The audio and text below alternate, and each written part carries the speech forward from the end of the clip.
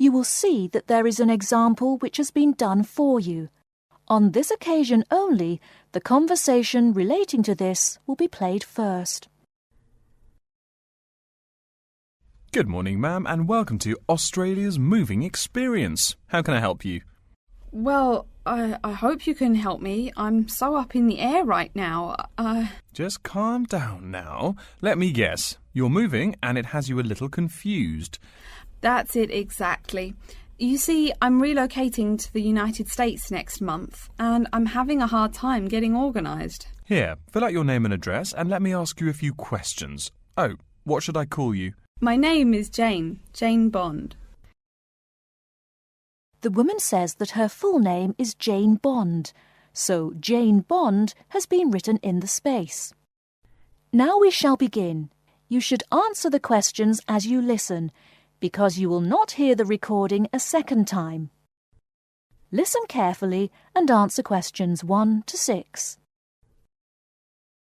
Good morning, ma'am, and welcome to Australia's moving experience. How can I help you? Well, I hope you can help me. I'm so up in the air right now. Just calm down now. Let me guess. You're moving and it has you a little confused. That's it exactly. You see, I'm relocating to the United States next month, and I'm having a hard time getting organised. Here, fill out your name and address and let me ask you a few questions. Oh, what should I call you? My name is Jane Bond. OK, Jane, first of all, what's your work phone number?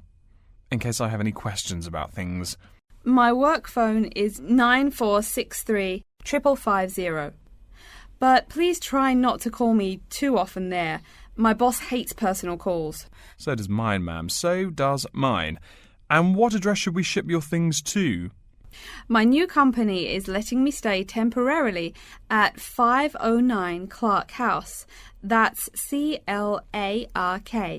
1137 University Drive in Seattle. Seattle? Beautiful city, I hear. Mountains right beside the ocean almost. Cooler than Australia too. OK, and when should we come pack your things? I guess that would be on Monday, March 11th. Do you want any help with an after-packing clean-up? We do that for a small additional charge. Yes, that would be helpful. I promised the landlord I'd give her the keys back by 5 p.m. on Thursday the 14th. Great. We'll just schedule the clean-up for that day. That way, the place will smell clean and there'll be no dust. Well, you do think of everything.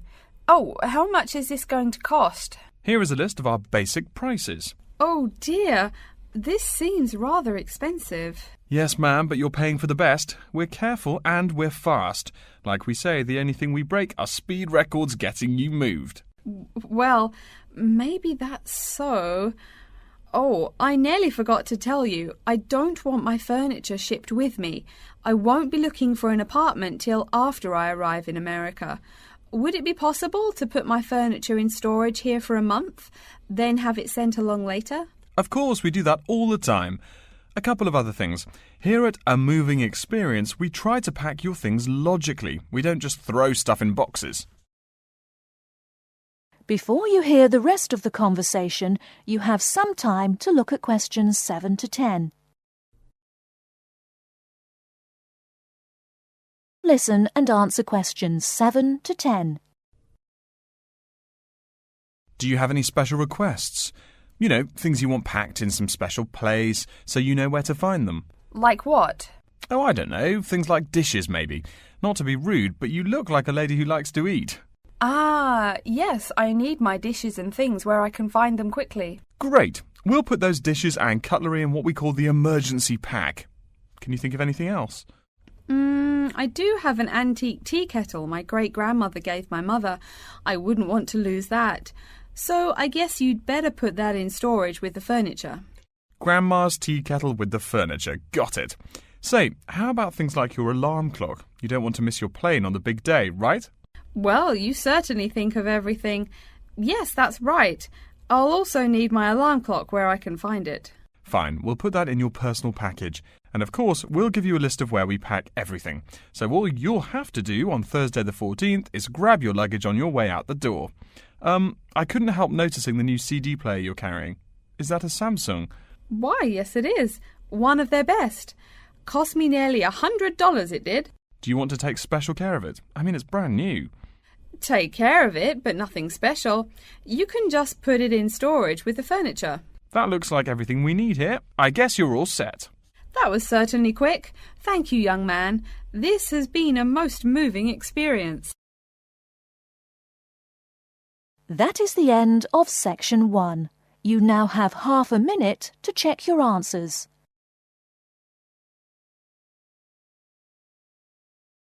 Good morning, everyone, and welcome to the second annual Wallabaloo Conference on Mastering Computer Languages. I hope you all had a good trip. Before we get underway with today's program, let me fill you in as to what's on tap for tomorrow, Sunday, February 19th. At 9 a.m, right here in the main hall, we'll be hearing a lecture from Dr. John Smith about computer as teacher. Professor Smith from the University of Melbourne is a world-class expert in the field of computer-assisted education, and his talk promises to be both stimulating and informative. Immediately afterwards, at 10:30, there will be a presentation of papers by various delegates. That, however, will take place in the garden room on the ground floor. If you don't yet know, the garden room is also called the ballroom and will be gathering at the west end, the slightly raised area called Level 2. Just look for the crowd. If you get lost, there are signs in the foyer. After all that thinking, talking and listening, I expect everyone will be a bit weary. So at 11:15, there will be a break for coffee, cookies and other light refreshments. These will be available at the aptly named refreshment stand, placed by the door back here in the main hall. Also, if you choose to skip the formal lunch, you can buy a packed lunch at the stand for a reasonable price. I strongly urge you, however, to join us at the formal lunch. That won't be till 1 o'clock sharp, so you have time to stroll about town a bit. We'll be eating at the Seaview restaurant. The restaurant is located right here in the hotel on the top floor. It's a good dozen flights of stairs, so I suggest you take the lift on the ground floor, eh? If you're not fond of fish, there's an all-you-can-eat barbecue available as well. They even offer wallaby meat. After lunch, we'll troop back downstairs to Level 2 in the ballroom for the presentation of further papers, which will begin at 2 p.m. Please try to be on time.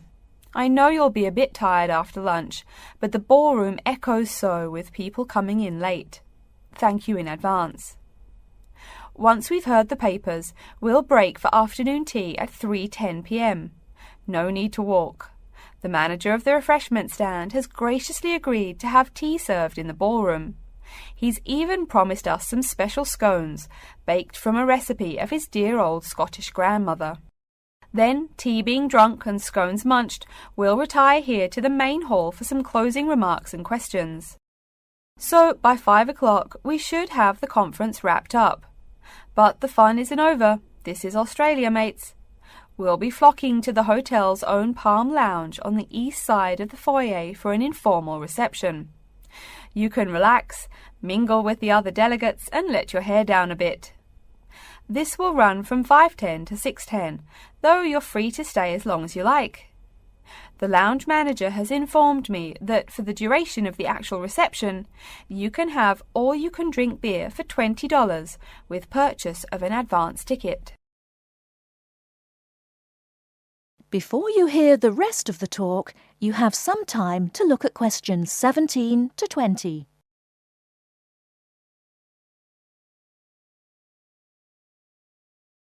Yes, tickets can be purchased from any conference organizer or at the front desk any time between now and the start of the reception.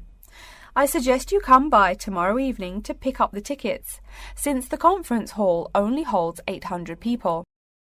That way you can also get your journey planned ahead of time and be sure not to miss this truly memorable conference. If you want cocktails, however, I'm sorry, you'll have to pay for those at the regular price. Oh my goodness! Speaking of paying, I see I forgot to tell you a couple of things. The first is about lunch. The charge for the lunch will be $15 for all you delegates. If you have guests with you, the cost is $25 for the general public and $6.50 for children under the age of 10. That's $15 each, not total for everyone. Another item is about the lunch menu. I very much urge you to try the fish. I mean, look at the restaurant's name, the Sea View.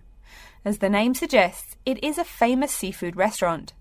The chef is a Basque from Spain, and he really gets quite put out when people ignore his fish specialities for burgers or barbecue. If fish isn't your thing, though, try the steak. He makes an exquisite filet mignon topped with blue cheese and mushrooms. Finally, if you'd like to buy a ticket, you can have both lunch and unlimited beer for $35. I should have mentioned that earlier, but I am a bit forgetful. Maybe I should avoid the beer after the conference, eh? Well, I've said my bit. Are there any questions? That is the end of section 2. You now have half a minute to check your answers.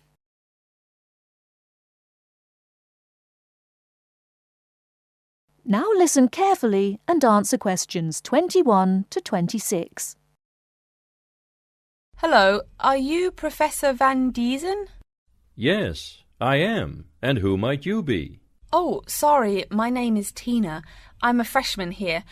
They told me I should ask you for advice in choosing courses. Well, that's part of what I'm here for. Please come in and sit down. Now, what are your questions? I almost don't know. Everything is so confusing. Like, what is a specialized course? Oh, easy. A specialized course is one that is compulsory, meaning it's a requirement for your major, and regular, so you can't place out by taking a proficiency exam. That sounds pretty strict. Then what are all these general courses? I seem to have to take so many. Nothing to be alarmed over. These are courses open to all students and not directly related to your major. The university offers these general courses to choose so that you can become more well-rounded individuals.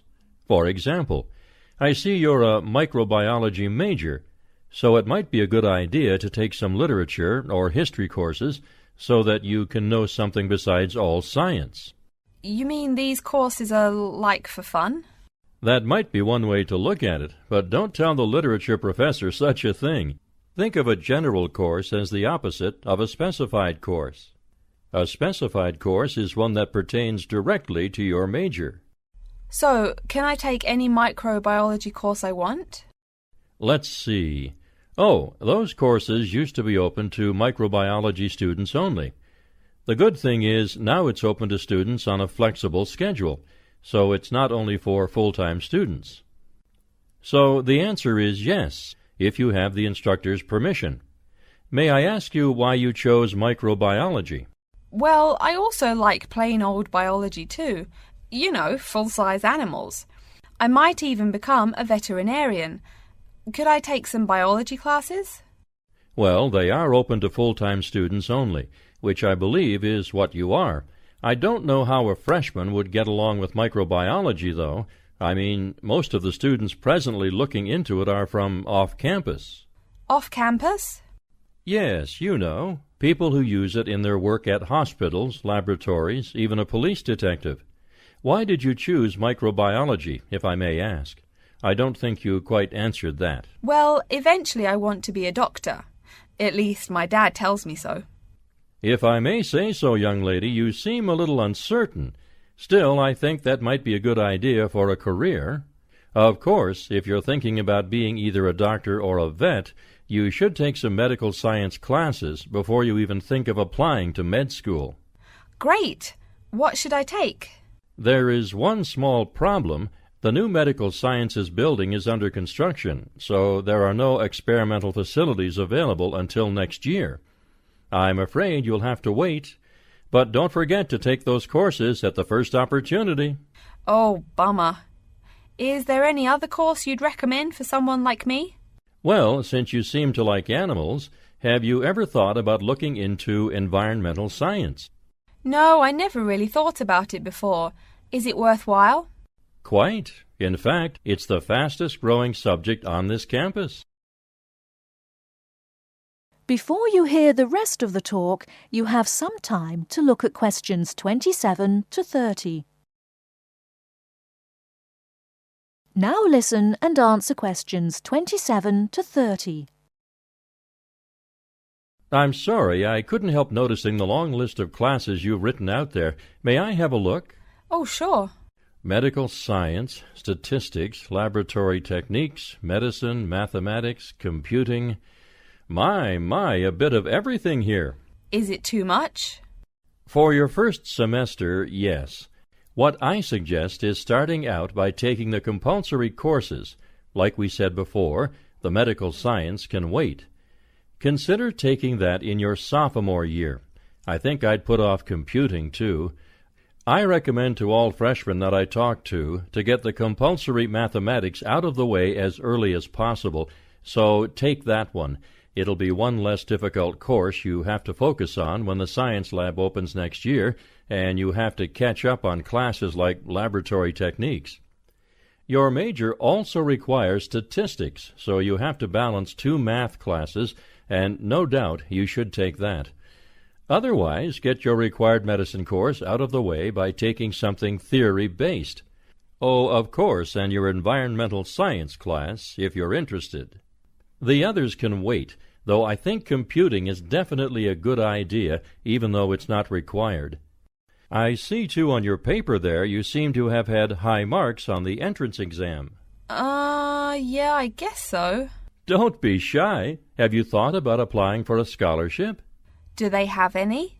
I mean, my dad is always complaining about how much money it costs him. In your department there are actually 3 full scholarships available. They cover tuition and provide $1,500 cash. $1,500 cash?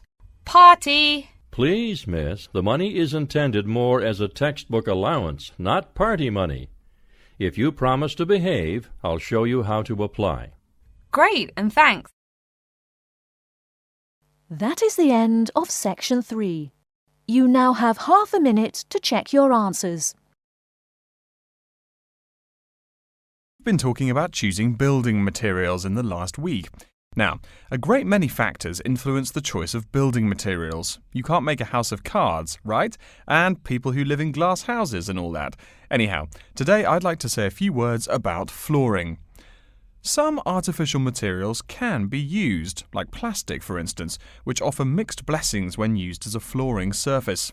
On the one hand, plastic is cheaper than nearly any other alternative, short of bare ground.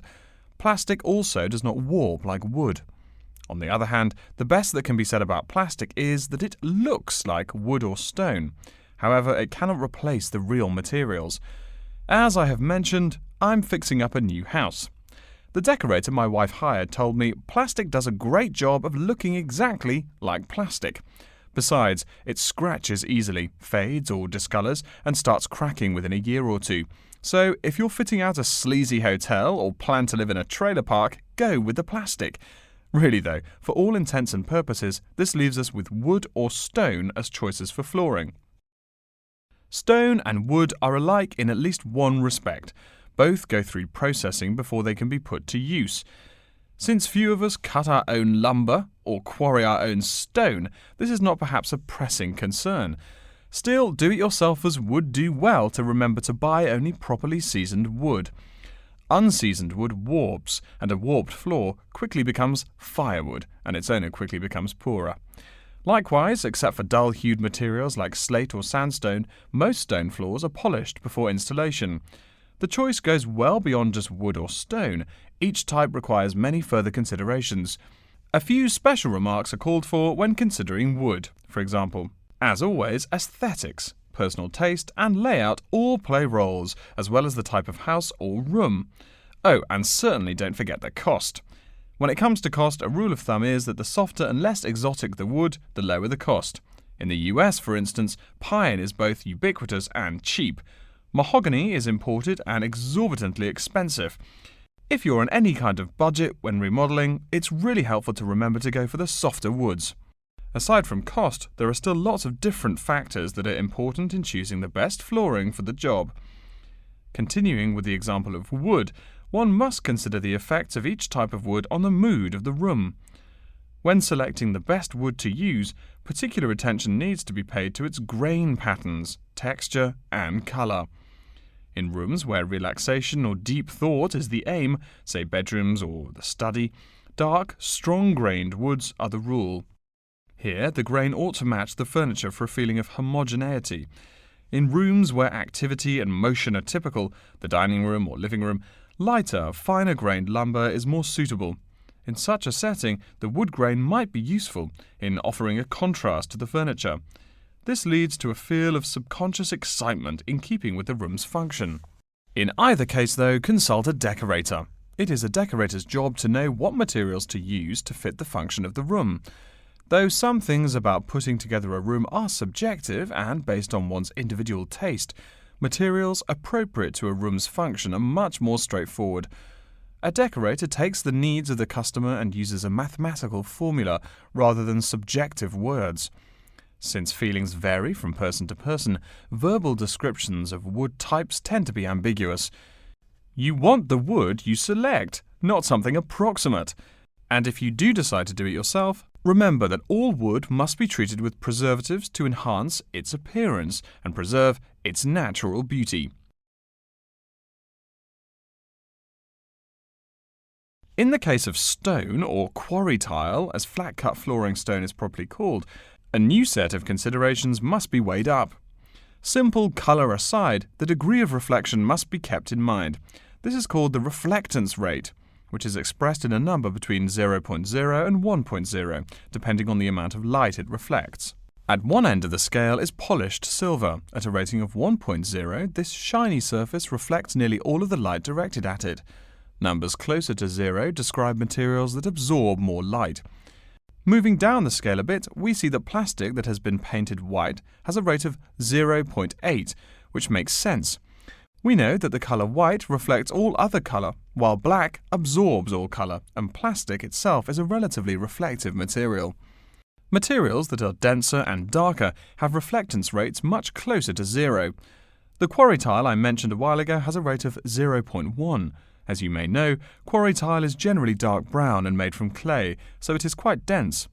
Of course, there is considerable variation among types of quarry tile because of the hue or treatment of the clay during its creation. Does anyone have any guesses as to what material may have a rate of almost 0.0? We can guess most of these materials are black in colour, but plastic, wood and even stone reflect some light. One material with a rate of almost 0.0 is black velvet. The texture produces almost no shine at all. Carrara marble, despite its white hue, is actually lower in reflectivity than black onyx. In any case, the fact that tiles vary somewhat should not be forgotten. A highly reflective floor would not be suitable in a library. It would be indispensable in a ballroom, should your home be large enough to feature one. Again, a rule of thumb is that light means lively. Since form and material follow function, one should only use the more reflective materials in rooms where the cultivation and expression of energy is important.